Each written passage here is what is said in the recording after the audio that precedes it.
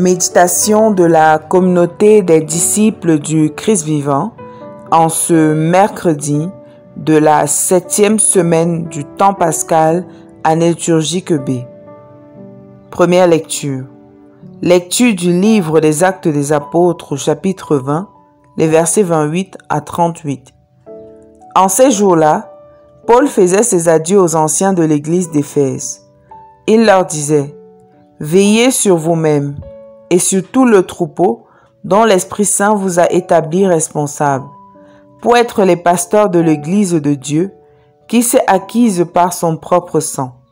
Moi, je sais qu'après mon départ, des loups redoutables s'introduiront chez vous et n'épargneront pas le troupeau. Même du milieu de vous surgiront des hommes qui tiendront des discours pervers pour entraîner les disciples à leur suite. Soyez donc vigilants et souvenez-vous que, durant 3 ans, nuit et jour, je n'ai cessé dans les larmes de reprendre chacun d'entre vous. Et maintenant, je vous confie à Dieu et à la parole de sa grâce, lui qui a le pouvoir de construire l'édifice et de donner à chacun l'héritage en compagnie de tous ceux qui ont été sanctifiés. Je n'ai convoité ni l'argent, ni l'or, ni le vêtement de personne. Vous le savez bien vous-même. Les mains que voici ont pourvu à mes besoins et à ceux de mes compagnons. En toutes choses, je vous ai montré qu'en se donnant ainsi de la peine, il faut secourir les faibles et se souvenir des paroles du Seigneur Jésus, car lui-même a dit: « Il y a plus de bonheur à donner qu'à recevoir. » Quand Paul eut ainsi parlé, il s'agenoua et pria avec eux tous. Tous se mirent à pleurer abondamment. Ils se jetaient au cou de Paul et l'embrassaient.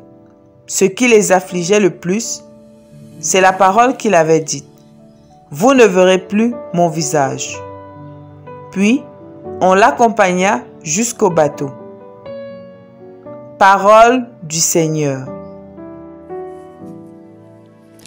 Méditation. Bien-aimés dans le Seigneur, Dieu soit loué en tout temps. Dans la première lecture, l'apôtre Paul fait ses adieux à la communauté chrétienne d'Éphèse où il a travaillé fructueusement avec le Saint-Esprit pendant 3 ans. Il y a bâti une communauté de fervents disciples du Christ. Dans son discours d'adieu, adressé particulièrement aux leaders de la communauté, il dit plusieurs choses très touchantes, mais l'une d'elles nous marque particulièrement, à savoir qu'il a été au milieu de cette communauté un modèle de travailleur et de prédicateur. Paul a travaillé de ses propres mains pour subvenir à ses besoins tout en annonçant tous les jours l'évangile avec acharnement. Paul est ainsi un modèle pour nous aujourd'hui. Il faut chercher à gagner son pain quotidien sans oublier de faire l'œuvre de Dieu et il faut faire l'œuvre de Dieu sans oublier de travailler à gagner son pain quotidien. Aujourd'hui, nous pouvons observer 2 types de travers. Le premier affecte des personnes, très souvent des laïcs, qui, sous prétexte qu'elles doivent travailler pour pouvoir à leurs besoins et à ceux de leur famille, ont abandonné l'œuvre de Dieu, leur service dans la communauté chrétienne. Ils y vont uniquement le dimanche pour écouter pendant quelques heures le sermon des pasteurs et consacrent tout le reste de leur temps à chercher leur pain quotidien. Ils se refusent de s'engager dans un groupe ou mouvement de leur communauté paroissiale, se refusent de s'occuper d'un service paroissial ou de prendre activement part aux activités de leur communauté. Ils sont très occupés à gagner leur pain quotidien. Ils vivent désormais pour gagner leur pain quotidien.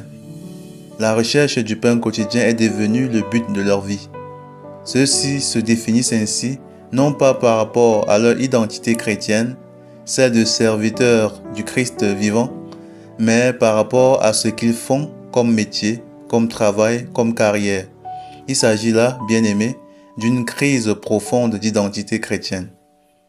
Par ailleurs, et à rebours, nous avons l'autre type d'erreur qui affectent généralement les personnes consacrées, qui, au nom de leur consécration à Dieu, de l'onction de leurs mains par le Saint-Crème pour certains, ne veulent plus s'en servir pour autre chose que pour bénir, pour les œuvres spirituelles.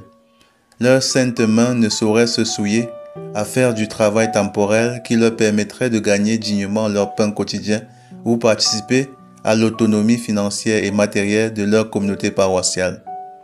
Saint Paul affirme pourtant que ses mains ont pourvu à ses besoins, à ceux de ses compagnons et même aux besoins des faibles, des pauvres de la communauté d'Éphèse. Je n'ai convoité ni l'argent, ni l'or, ni le vêtement de personne. Vous le savez bien vous-même. Les mains que voici ont pourvu à mes besoins et à ceux de mes compagnons. Alors, Saint Paul nous donne un autre modèle de pasteur, des pasteurs qui n'attendent pas tout de leur communauté, mais qui se donnent pour contribuer au développement spirituel, mais aussi matériel de leur communauté. Paul a ainsi compris que la communauté est le lieu du don de soi, et comme il le dit lui-même, il y a plus de bonheur à donner qu'à recevoir. Alors, suis-je laïque? Est-ce que je néglige mon engagement chrétien sous le prétexte que je cherche du pain quotidien pour moi et pour ma famille? Suis-je une personne consacrée? Qu'est-ce que je fais après avoir annoncé l'Évangile? Je travaille aussi pour subvenir à mes besoins ou j'attends, même si j'en ai bien le droit, que la communauté que je sers me mette aux petits soins. Prions. Père éternel, que la recherche de notre pain quotidien ne nous occupe pas au point de nous empêcher d'annoncer l'Évangile. Fais que le but de notre vie soit de te servir et non de chercher le pain quotidien. Par Jésus le Christ notre Seigneur. Amen. Intercession. Nous te prions pour tous les laïcs qui ont abandonné leur service dans la communauté chrétienne à cause du boulot. Donne-leur la grâce de savoir faire la part des choses et de trouver toujours du temps à consacrer à ton service au milieu de leurs multiples tâches quotidiennes. Vierge Marie, intercède pour nous.